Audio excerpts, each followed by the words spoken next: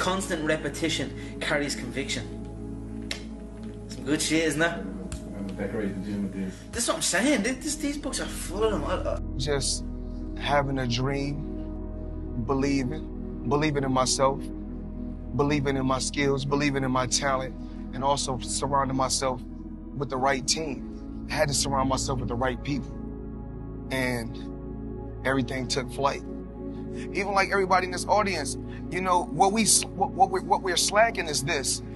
We have to go back to the old school, pen and paper. We have to write our ideas down and sit it right there on the nightstand.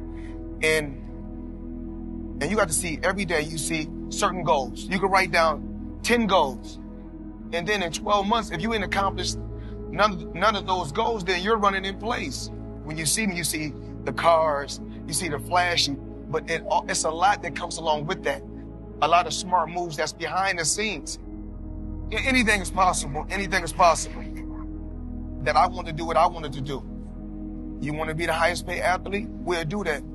You want to go on Forbes as the top guy? We'll do that. How did you keep your mental from all the trauma that you witnessed? I just say to myself, I just look at the people out here in the world today. And a lot of times we cry, we complain. We complain about things that's not really important. We always worry about who got the most, or who got this and who got that, instead of just staying in your own lane worrying about what you got. So that's what I try to do. I try to focus on Floyd Mayweather. I don't try to get in nobody else's lane. I'm not jealous of nobody else. I get the hate on both sides. If you don't like me, don't write about me. If you guys don't want to see me do no exhibitions, don't come, don't watch. I come on record and tell y'all. I changed my name from Pretty Boy Floyd. When I changed it to Money Mayweather, I started making money. You got to speak things to an existence. So y'all can write the stories that y'all want to write. There was a time when I was about to say earlier that Kim and I in the beginning would sit and have these goals we would write down for the year and what we really wanted to do. And the first thing that we talked about, and Kim's passion was from the very beginning, was fragrance. So that was one of our first goals that we wrote down and something that we were able to accomplish, and that felt so good. I'll never forget her and I sitting at the Beverly Hills Hotel at this meeting, and the guy handed us a check. Do you remember that? We probably went in the bathroom stall. We were screaming up and like, woohoo! Yeah. And it was so exciting and satisfying and rewarding. But what did you want to be when you grew up? When I was about 13 years old, I looked at my best friend, and the show The Real World had just come out. And so I said to her, oh my gosh, that's what I want to do. I want to be on a reality show.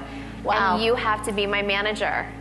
She was like, you can do it. I'm not a chance for me. I'll be your manager. And because she's a manager now, she's in the management business, and my show is produced by the people that did The Real World. Right. I am. I've been big into lately. I've been big into making what I call vision boards, dream boards. Oh, I Ron. Brought it. Oh my God, I love Australia. I had it on there. I went to Australia and I did comedy there in April. That's amazing. So that happened. I'm going to Japan in December. Hopefully I'm going to get a baby. That's my new baby. This ultimate vision board, the ultimate thing is a show and movies and stuff like that. Is there anything that you have made manifest that's actually happened because of this vision board? Yeah. My house was one of my first major vision board things. I put that when I didn't have a house, living in my apartment. And what it does for me is just kind of, it focuses me. It gives me a direction instead of just being this guy who doesn't have his hands on the rudder or whatever. This is what I do, right? Take yourself to 5 years. Where do you want to be in 5 years?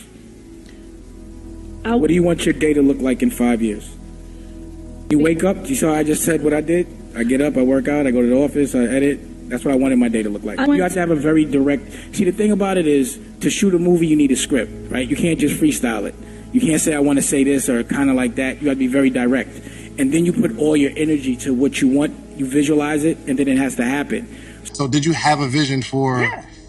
If the dream was Rockefeller, and then the clothing, I go like an octopus, the ancillary things, but all of them become equally important, naturally, that my name was Damon Dash.